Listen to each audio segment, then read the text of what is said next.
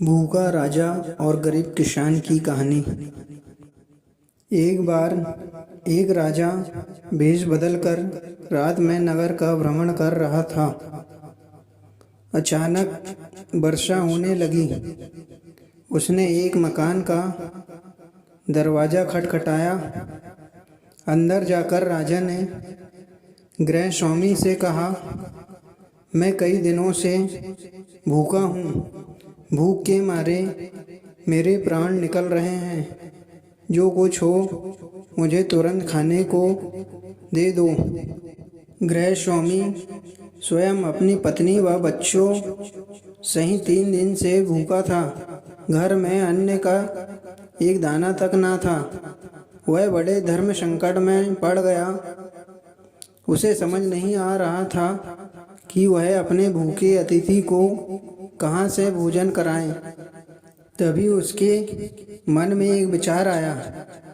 वह घर से बाहर निकला और घर के सामने एक दुकान से 2 मुट्ठी चावल चुरा लाया।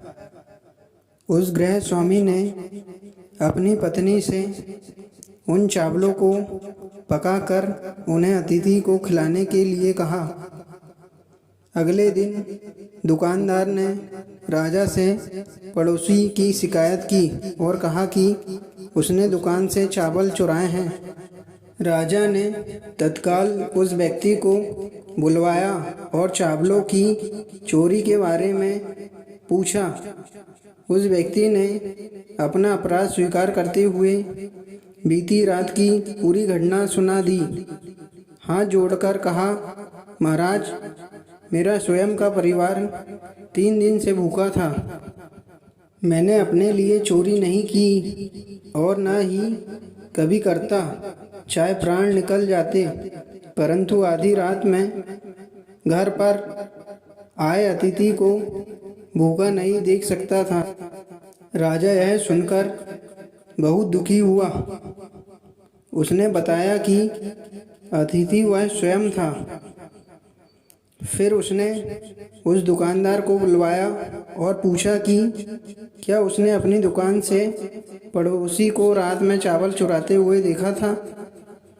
दुकानदार के हाँ कहने पर राजा ने कहा, इस घटना के लिए प्रथम दोषी मैं स्वयं हूँ।